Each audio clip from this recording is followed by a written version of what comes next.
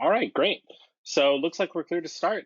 Thanks everyone for joining today. Basically, going to be running through some topics that are near and dear to my heart, which are, kind of ways to think about attacker behavior and how to approach simulating those attacks in your network so you're prepared when a real attack takes place.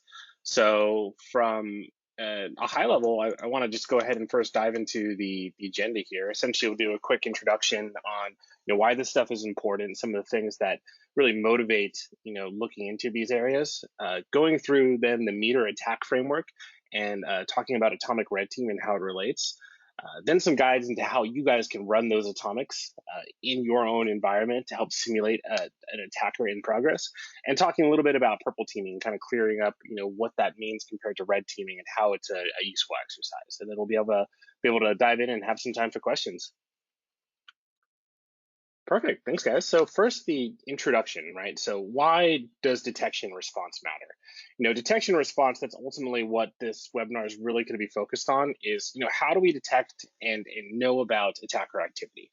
Well, there's a couple reasons why it's really important, even despite, spending a lot of effort and having a strong, external perimeter and a patch internal perimeter. Of course, having a strong security posture is important, but ultimately, when it comes down to it, right, there's unlimited tries for attackers to get into your network. One great example is, email phishing, right? People have a greater phishing posture now. There's tons of tools out there to help you train your employee base and test your resilience. But ultimately, an attacker, if they don't get in on an email phish, there's nothing stopping them from trying again, right? You can block a domain. Those are cheap to purchase. You can block a specific command and control channel that comes out. They can set up more. The attackers can have many, many chances to continue kind of banging on the door of your network and trying to get in. That's why the concept of defensive depth is really important, and making sure that, okay, let's assume that an attacker will eventually get past our initial defenses. They will have some kind of foothold into the internal network, making sure that they are unable to do anything at that point is really important. So that's one of the reasons why those unlimited tries and kind of assuming they will get in. Another reason is, one-day attack windows, right? Regardless of, how well configured and well patched you are, the concept of a one-day flaw, similar to a 0-day. If a 0-day is something where an attacker has a exploit or a vulnerability they know of that is not in the public yet, well, there's obviously nothing you're going to really be able to do to defend yourself other than, proactive kind of defense in depth, right? Because there's going to be no patch for that yet. If you have that service exposed to the public internet, especially, that's something an attacker can leverage to, get initial access to that DMZ or that system. A 1-day is similar, but it's basically, even when a patch is released or an exploit is released and it's kind of known and there's a patch publicly available, there's still going to be a gap between when that patch is released and you're able to patch that system. So there's always that gap of vulnerability that's going to kind of cyclically appear on your network perimeter, as well as obviously on the internal network. So it's important to be ready for that. And obviously it's very important to respond fast to those things and get them patched as soon as possible. But there is that concept of, hey, there's going to be a chance that someone's going to be able to exploit that before you're going to be able to patch it. Likewise, there's also insider threat, right? Someone operating from inside the network that has some, not good motivations, and you want to make sure you're kind of understand what that activity looks like and be able to detect against it. Again, prevention is super important, but it doesn't negate the need to do defense in depth. And a lot of times, detection response, those are the things that really matter in preventing a initial breach or even, initial kind of security incident from becoming a major breach. And let's talk about a little bit about what a breach might look like, right? There's a lot of activities that an attacker may do. And that's where it starts to get a little bit complex, right? What things do we know and how do we know what to look for? There's a lot of different ways that an attacker could target a network. This is just one example. Something that very commonly used is LMNR and MTS poisoning to get hashes and pivot through there. Maybe they're exploiting your DevOps infrastructure, leveraging some vulnerabilities or weak passwords in something like Jenkins. Anyway, how do we decide what activity is worth monitoring on? How do we think about what an attacker's activity looks like? Well, that's something that MITRE put a lot of work in their attack framework, which is basically an adversary tactics knowledge base and a framework for thinking about, the kind of things that an attacker is doing. And again, not only a framework, but a knowledge base of here are all kind of the known documented attack signatures, things that an attacker may do. And it's a great way to kind of look at what's happening and think about what you need to look for in a standardized way, where you can look up, hey, this is the attacker kind of methodology, this is the attacker specific attacker activities, and this is what they look like. So again, what is the attack framework from MITRE's own words? It's largely a knowledge base of adversary techniques, a breakdown and classification of offensively oriented actions that can be used against particular platforms such as Windows. And the key thing here that they highlight is, unlike prior work in the area, the focus isn't on specifically the tools and malware that adversaries use, but how they interact with systems during operation. So we're kind of taking a step back, looking at a higher level to think about this. And here's what that looks like, right? These techniques are enumerated in the attack framework, and it's basically explanation various things that an attacker may be doing as far as an attack, right? So we look at, modifying the bash history is one. And that'd be for a Linux attack. We can think about, account manipulation, credential dumping. That's obviously a huge one, especially in Windows environments when we're using things like Mimikatz and pivoting. So this is great. It's an awesome resource for diving in and giving us a way to think about attacker activity, giving us a way to label it, and giving us a way to now even think about how do we test these things, right? So we have now an enumeration of potential attacker techniques. The next logical step is, well, what will I catch in my environment if I run these techniques? And how do we approach that, right? Well, Red Canary has put out an awesome open source collection of basically tests for each one of these MITRE attack techniques that they call the Atomic Red Team. And what this is essentially is, here's a screenshot from their GitHub, is basically a YAML file that defines, not only the description of what the atomic is, but some instructions for how to run it.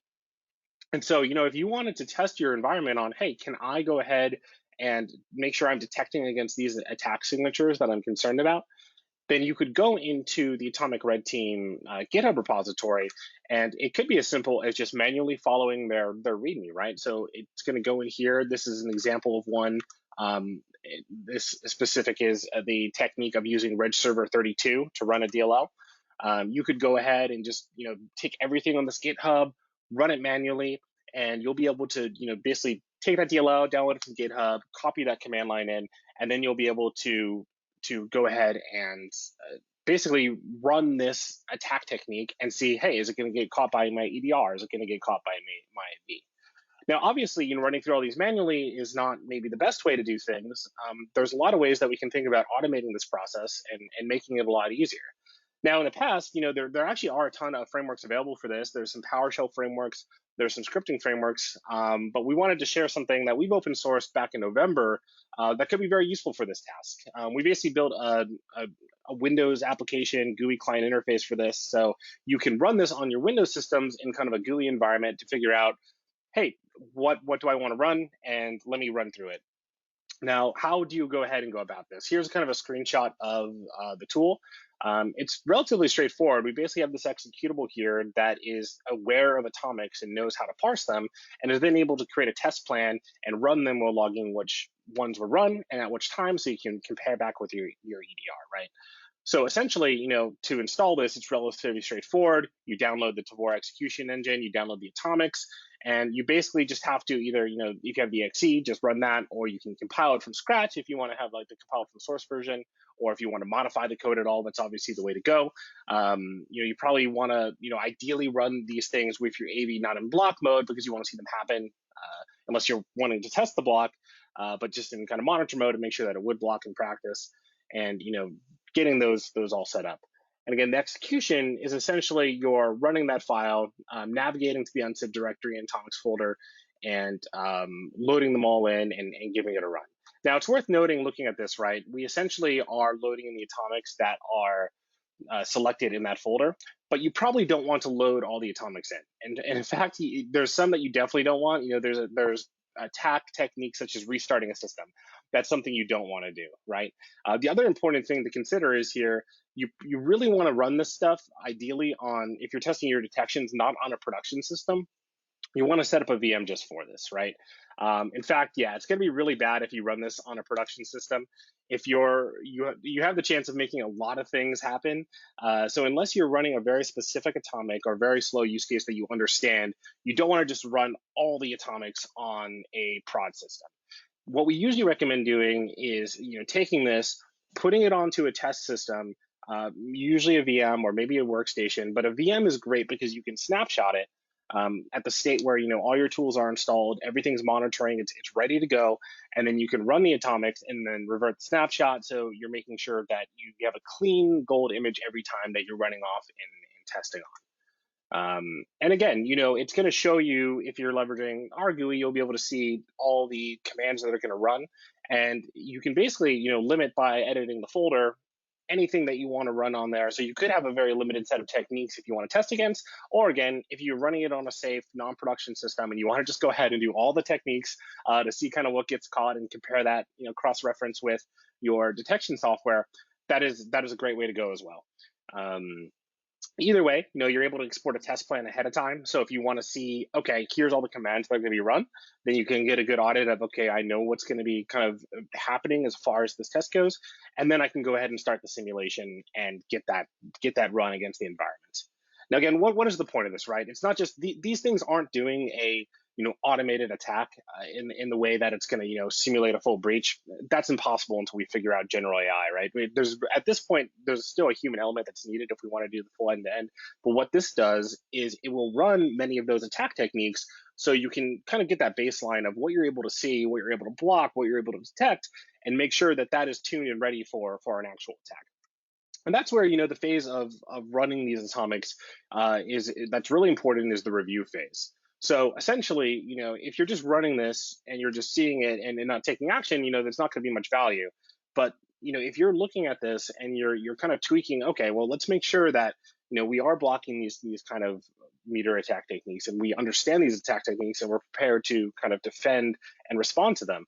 Then you're going to be in a much better position if an actual attack occurs. So typically, what we recommend doing is running the simulation, looking at the indicators of compromise that are generated, making sure, first of all, as a sanity check, that you are getting those alerts, that you're monitoring the right things, but also then tweaking the systems and making sure you're able to see the things that maybe missed the first time. Tweaking your processes, making sure that the data that's coming from one tool is bubbling up to where your SOC team or your response team are actually looking at. That's where a lot of the value comes in from running these things on your own and doing that testing, because it's going to just give you a great baseline, great kind of sanity check that the things you want to look at are supported and you're able to see what's going on there.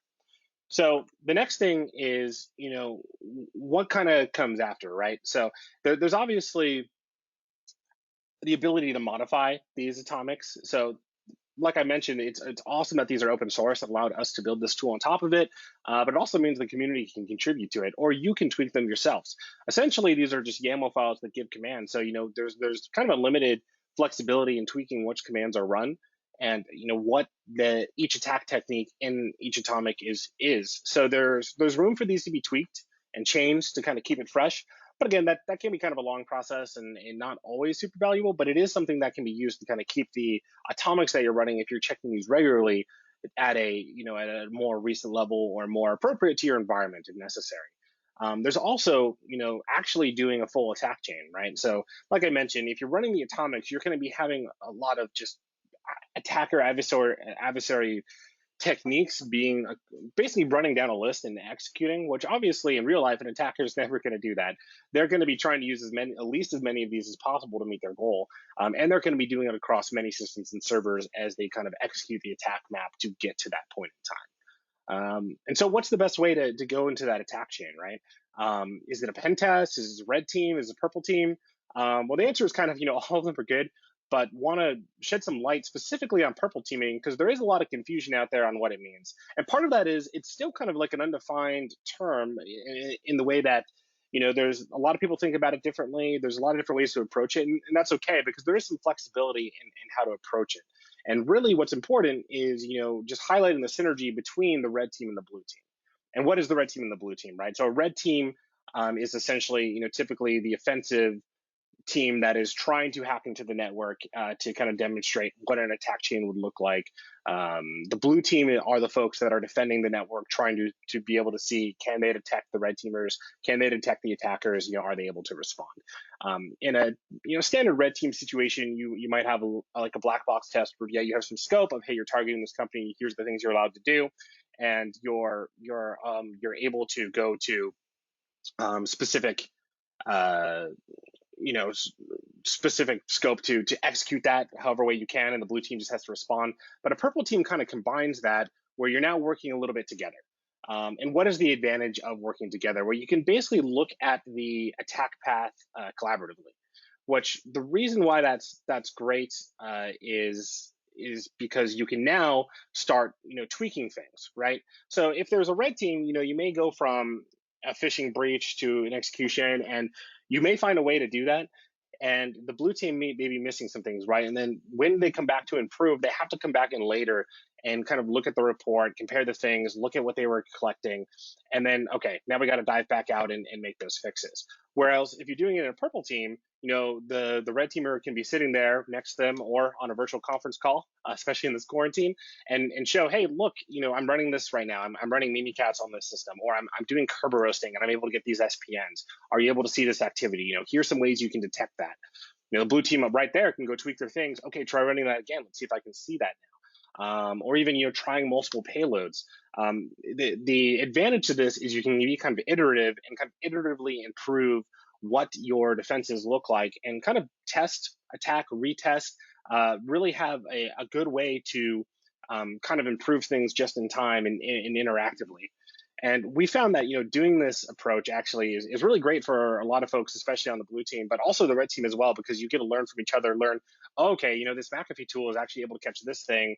CrowdStrike's able to look at this thing. Whatever it may be, and the blue team's able to say like, oh, I forgot I need to have this feed going into here, or I need to tweak this setting on, and you find that you're able to just really sweep up a lot of low-hanging fruit really quickly on those detections, and really upgrade your detection ability in your environment by doing things like this. And again, unlike a red team where typically you may be going to very narrow but very deep to a specific goal, on the purple team you have the ability to, again, attack, test, attack again, kind of retread over things. Try different techniques to do things like, hey, we may want to run Mimikatz on the system. Well, let's run safety cats first, which let's see if that gets detected. Okay, then let's run straight Mimikatz. Let's run our payload that's been obfuscated, it's more advanced. Let's tune that down and run a less advanced payload and see if it gets to get caught. On a red team, obviously, you're just going to use the one that's not going to get caught, that you think is not going to get caught. Use the most advanced one and hope it doesn't get caught. But on a purple team, you have ability to start acting in that spectrum for the purpose of trying to measure that detection and work together to improve it. And one of the signatures of a purple team, I would say some of the things that you really need to make it be worthwhile is, one, you want to be using advanced payloads. And what I mean, that's something somewhat custom, something that's not going to get caught by AV. You don't want to just be running Meterpreter on a system, right, where it's going to get caught and say, oh, they got it. Really, you want to be, still in the red team sense, running advanced command and control, simulating APTs, having advanced payloads, because that's going to be important for measuring the ability of the blue team to respond in a real scenario and tweak the tools to it. So you want to make sure that you're doing kind of the best stuff, and you're still trying to do that all evasion, even though, like I said, you may want to operate in a spectrum where you do some more advanced payloads, you do some ones that are more likely to get caught, so you can kind of see where that line is.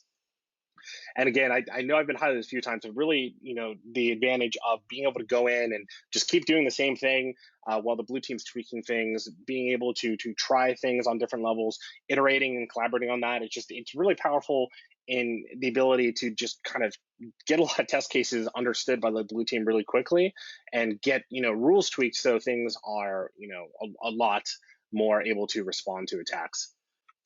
Now, one of the advantages too, again, versus just running atomics, is obviously, executing that full attack chain. I just have a screenshot of Bloodhand here to kind of visualize this, but, typically if an attacker is in a network, a huge part of getting to a position where, they don't just have high privileges, but, are accessing the data they want to access, is going to involve pivoting. And of course, there's a lot of methods to do that, whether it's WMI, Win remoting, or, SSH, whatever they're doing.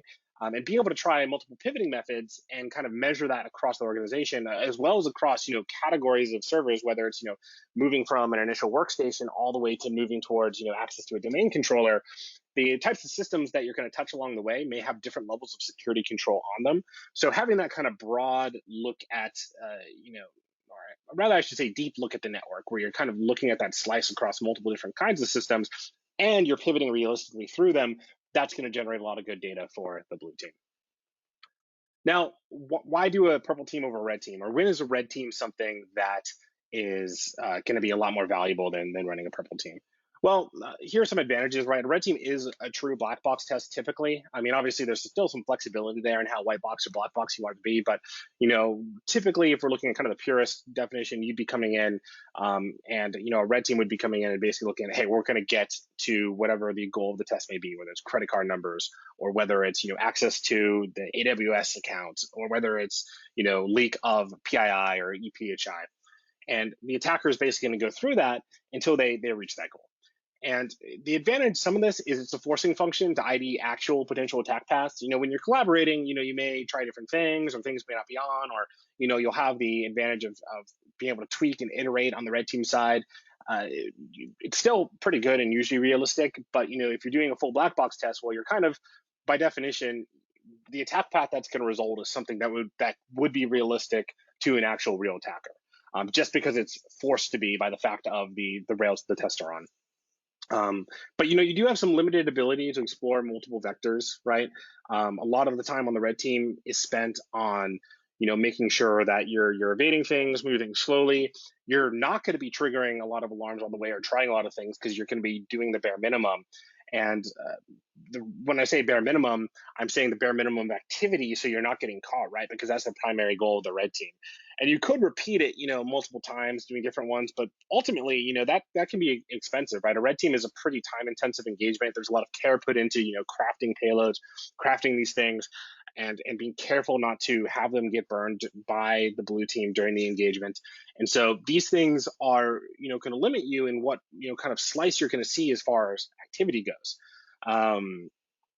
And that's something where on the purple team, you can come in and be like, well, let's just try all these things because we want to see if they get caught. We aren't necessarily not trying to get caught, and we want to make sure the full coverage is there. So you do have some limited ability to explore multiple vectors in that time frame. And again, there's also limited just-in-time fixing. Typically, the way a red team would go is, you might check in with a project sponsor or maybe even the blue team at certain points in time. But, typically the major debrief doesn't happen to the end. And that's effective for sure. Going through, hey, here's what the attack activity was. Here's, what we did. Here's the, raw dump log of all the commands that were run. That's a great tool for the blue team, undoubtedly. But there's something that just seems to be missing versus, having that just-in-time ability to tweak, them be able to see the thing happening live and go back and look at their tools right there.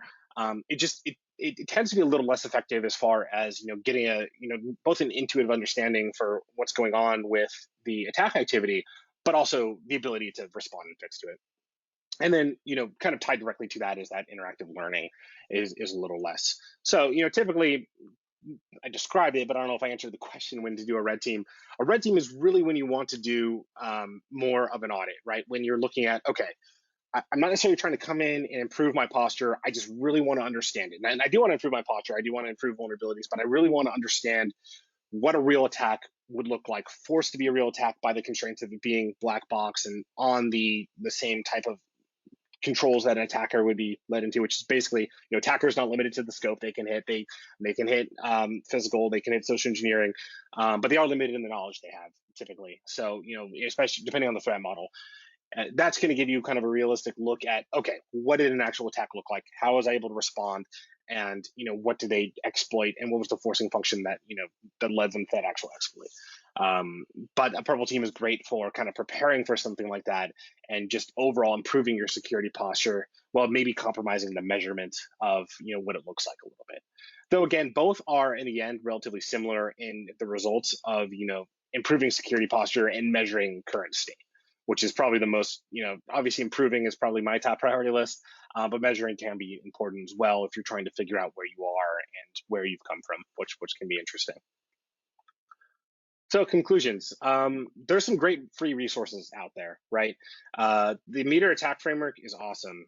We've been leveraging that, again, not only as a way to just think about what attack activity looks like, but it's just good knowledge base for what attack activities are out there. And, there's always the risk of it becoming stale or things of that nature. Obviously things are changing, but one of the advantages it has against other attempts in the past, like MITRE mentioned, was they are using a more general description of attack activity that can be adapted towards, newer technologies as different approaches are made to those same general techniques. And of course, new techniques are being included as they come along. Now, atomics are obviously much more specific because, if you look in that repo, they are literally a collection of commands defined in a configuration file. So those are very specific, but they are very important to look at as well. So those are things that are great to look at and run. And again, they're free and they're awesome. And they're something that I'd recommend. Again, putting them in a lab environment, installing your tools on there, and even if it's something where you're just using it to evaluate, what EDR solution you want to purchase. There's a ton of ways you can use these things. And it's really great, especially as a sanity check. Probably my favorite use case for it is, doing a sanity check to make sure that your detection mechanisms are actually reaching where you're expecting them to reach. What I mean by that is they're making it all the way up to the SOC. They're making it all the way up to, your SIM or your alerting system. It's a great sanity check to make sure all the things are coming across. And I see a question in the chat. Can you post a link to download this tool? Yep. So the Red Team GUI tool, that is on GitHub. I can post a link to that as well. That is something that, again, is free and open source. So feel free to mess around with it, tweak it. We've had a lot of fun with it.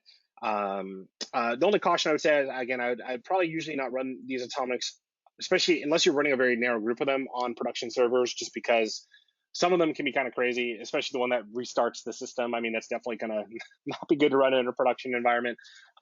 But yeah, definitely play around with the tool. It's been a lot of fun to hack on, and it's really great as far as, kind of visualizing the attack plan and what's going to happen. Now, another kind of conclusion here is, Purple Team can get a lot of the benefits out of Red Team, and sometimes even more, especially when it comes to, getting full coverage of, what your detections look like and improving them as you're doing the test. And it's often at a much lower cost, right? Because a Red Team, a lot of the time is spent on trying to get in, right? You're spending a lot of time. Okay, email template didn't work. Create a new one. This domain's burned. Create a new domain. Cook that domain. Get it categorized. There's a lot of effort that goes into that just results in cost, which is why Red Teaming can be such a kind of expensive endeavor, and a lot of folks don't really pursue that until either they are a very large organization or they're an organization with a very mature security posture with a lot of investment in that. Where Purple Teaming, really you can do that at the same level of a pen test, right? The main difference is instead of hiring a pen test team to come in and having them kind of be hands off, or having your team be hands off, you're really a lot more involved in the process. Now that does require more of a time commitment from, your team, yourself, to be involved in that, because, it's really only going to be a value add as far as, you have involvement in that testing. But it's as simple as, bringing yourself to be involved and you're sitting there with the tester and walking through the things that are being running, checking your stuff, asking that, being not afraid to come in and ask the tester to repeat something or dive in and, go down a rabbit hole on something you're interested in and honing your detections on. But ultimately, it's very similar to an internal pen test where you're either given, a starting point of, hey, we're detonating a payload on this workstation, and that's going to be the scenario from here, assuming a phishing breach, or we're going to plug a device into the network, and that's assuming, either inside a threat or physical breach where someone's plugged something in. That's one of the great advantages of Purple Teaming is it doesn't have to be super expensive like Red Teaming does, because just by the nature of how much time Red Teaming takes to do a black box test that is kind of fully end to end. So that's one of the advantages as well, is lower cost, which is always good.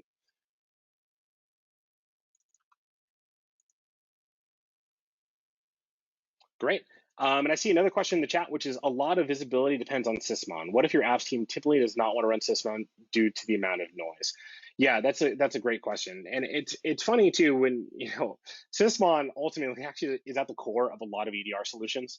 And obviously, why would you pay for an EDR solution when you have Sysmon? Well, essentially, you're paying for them to filter out that noise, because they, are basically looking at, okay, what is the real stuff here, and kind of filtering those alerts to get to something that is useful.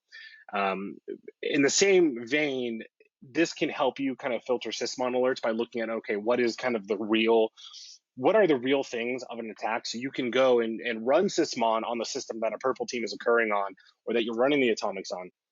Compare the time frame of the sysmon logs to the activity that is taking place, and highlight the things that are important for you to capture. Now, of course, these may change. Obviously, techniques are going to change. But you'll cover a lot of that stuff and hopefully highlight a lot of things that are, especially common that attackers are doing. So you can cover, again, the basics and the high-level attack techniques that MITRE is talking about, while hopefully filtering out the noise. Now, again, a lot of this is going to be difficult without a good way to filter through that stuff. So, ideally, you'd want these logs going to some kind of scene that you can filter, like, Elastic and Elk Stack with Kibana, or, Splunk, or, if you have like a purpose-built thing like Logarithm, they can help you filter through those things. Or, a lot of the shortcuts we see people take is just buy an EDR, because they're, it's funny, not all the EDRs use sysmon directly, but there are a lot out there that if you look under the hood, they're pretty much just using sysmon and then, putting rules on top of that to make it very useful and kind of forge it down into something that is a lot more valuable than just the raw sysmon output. But I think you highlight something there with that question that is actually, really important, right? And it's one of the internal struggles of information security defenders is, how do you sift through the noise? And that's a tough question. That's probably something that needs a whole, not even webinar, but like kind of course in itself to cover. But hopefully, these atomic red teams and exercises are something that help you get a better intuitive understanding to what this attack activity looks like, right? Which helps you get an intuitive understanding for, how do I filter down this noise? And that intuitive understanding can be leveraged into crafting rules that help actually literally bring down that noise. That's something that is going to be super valuable for getting those alerts to be more actionable. But yeah, ultimately, it's a great question, and something that unfortunately still is relatively difficult or expensive. If you just EDR is expensive. They know that it's good and that it can find a lot of stuff, and as a result, there's a lot of it can be pretty pricey to get that stuff in the environment. Sysmon is great, but it's very noisy, and it is still a lot of work to filter that down. But there are ways to approach it, and these hopefully can be kind of helpful ways to think about what you're concerned about in the environment and tie those back down to Sysmon alerts. Hopefully that answered that question in some way. Unfortunately, no easy direct way to address it, but it's definitely, there's a lot of ways to cut the cookie there. All right, with that, I want to just open up to the floor. If there's any questions, anything you want me to dive into, either on, if you want me to dive into how the tool works and using that a little more in atomics, or any, questions on purple teaming, definitely open to kind of talk through anything you guys may be curious about.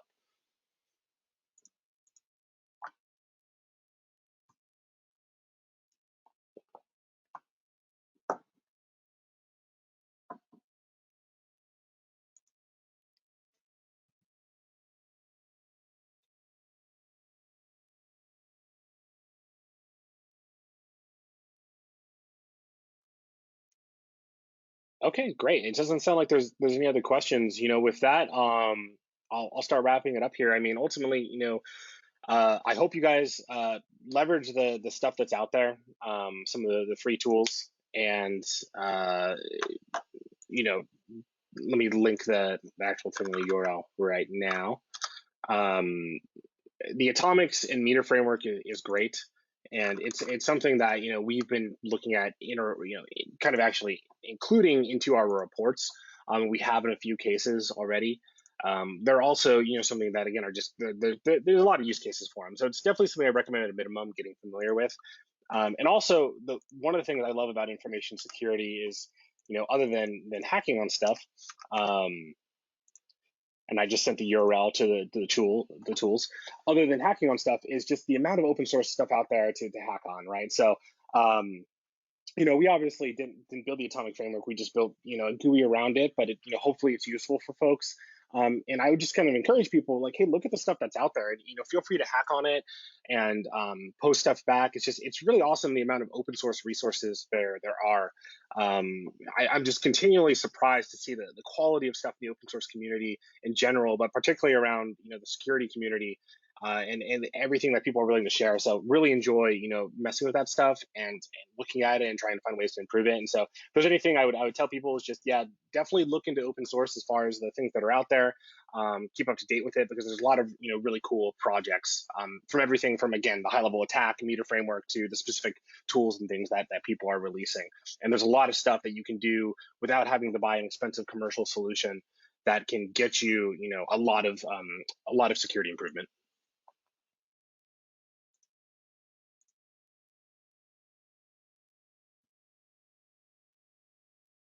All right, great.